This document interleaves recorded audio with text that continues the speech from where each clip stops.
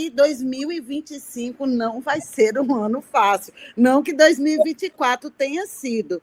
E você que acompanha a geopolítica, como eu, Miguel, eu não estou entendendo nada, confesso, entendeu? Eu estou perdida, porque a gente não sabe o que dá para confiar. Mas o Trump, se a gente pegar o histórico dele, ele tem, como diz esse texto é do Miguel do Rosário, ele tem um fetiche por tarifas, né? É impressionante.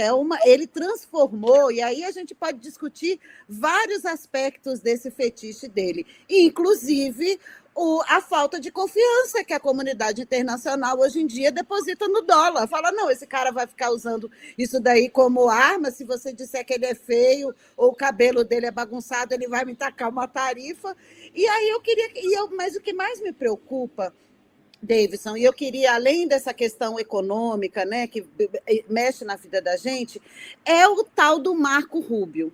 Porque, a despeito de outros secretários de Estado que nunca ligaram para a América Latina, ele não. Ele é um falcão, ele está de olho. E eu, inclusive, fiz hoje uma matéria de uma coisa absurda. Tem coisa que eu acredito, só vendo acredito, eu vendo eu não acredito.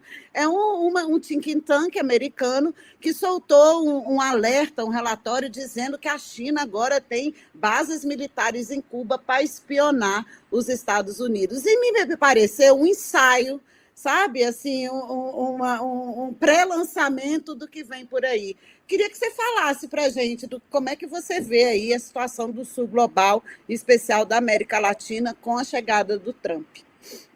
Vou começar então, Yara, respondendo várias questões interessantes aí. Primeiro, a desdolarização. 20 anos atrás, as reservas cambiais internacionais, né, tinham na sua composição, né, 71% em dólar americano. 71% das reservas internacionais dos países, de todos eles, eram compostas pelo dólar americano. Hoje, esse número é de 58%. Né? Em 20 anos, baixou de forma importante o estoque de dólar americano entre as reservas internacionais. Isso é para dizer que assim, essa substituição ainda é gradual, não é? Ainda é muito incremental, mas está acontecendo. Os países já estão substituindo o dólar americano por outras moedas, e aí podem ser, inclusive, moedas do Ocidente, tá? Libra esterlina, euro, está acontecendo esse câmbio. Mas também o renminbi chinês e outros. Além disso, existem algumas iniciativas importantes de comércio por compensação, não é? O ensaio lá no Sudeste Asiático já está acontecendo, ou envolvendo a Rússia e a Índia, em que o comércio se dá com as moedas dos dois países, não é? Compensação. Então, esse é o mundo que vai se desenhando no horizonte. Não é que vai acontecer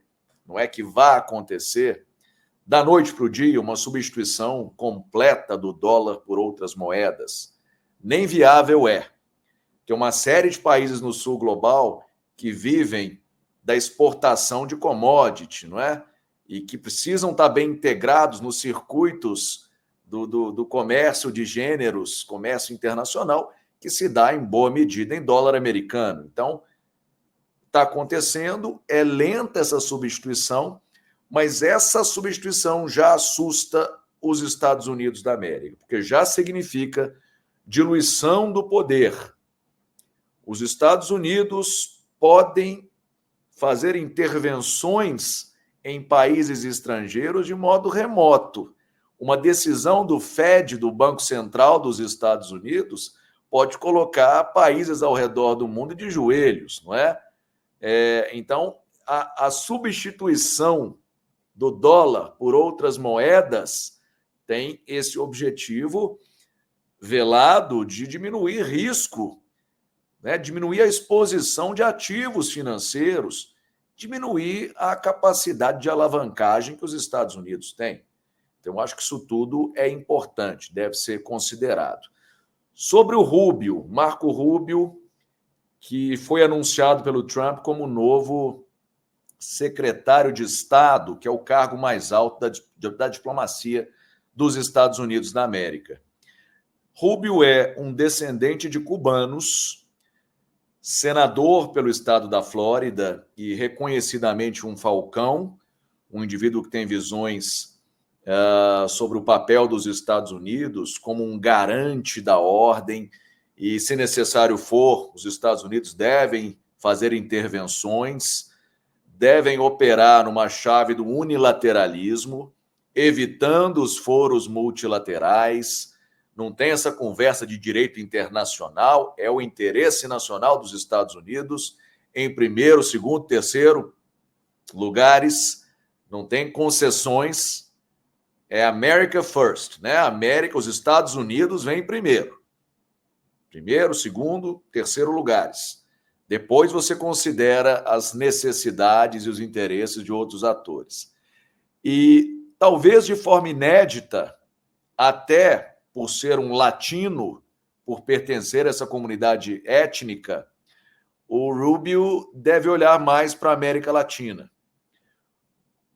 Então, o que se dizia, e por muito tempo o que se disse, é que vigorou na relação, os Estados Unidos chamam de relação hemisférica, né?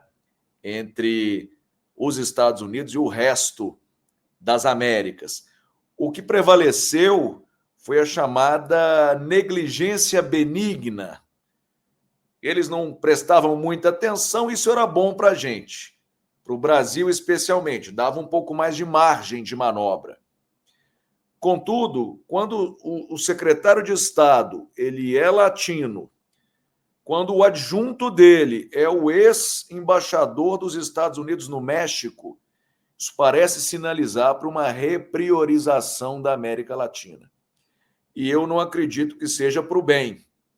Historicamente, quando a América Latina é incluída no rol de preocupações, é por motivos que não são lisonjeiros. É por conta de imigração ilegal, narcotráfico, preocupações ambientais, mas sempre no sentido de culpabilizar a América Latina e não de estender a mão.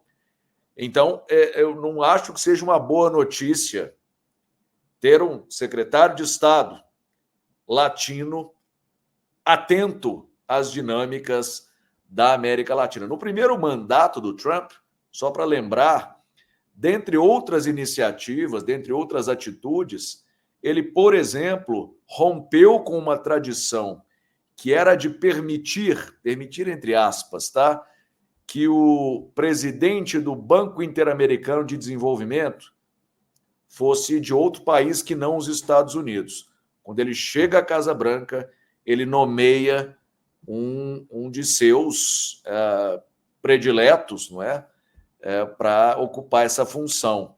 Os Estados Unidos ocuparam esse posto, que era simbolicamente uma concessão à América Latina. Passaram a intervir muito diretamente na OEA. O secretário-geral da Organização dos Estados Americanos foi completamente submisso a Trump enquanto ele esteve na Casa Branca. E eu não espero nada muito diferente nesta segunda passagem de Trump pela presidência do seu país. Eu espero que haverá intervenções e tentativa de contenção. Sorte nossa que a geografia ajuda um pouco, né? O problema maior parece ser com o México. O México entrou na alça de mira. O México é a preocupação número 1. Não é? Canadá é uma das preocupações também, não é? Mas o México, a América Central, hoje tomam precedência. Não é? O Brasil vem no segundo, terceiro patamar.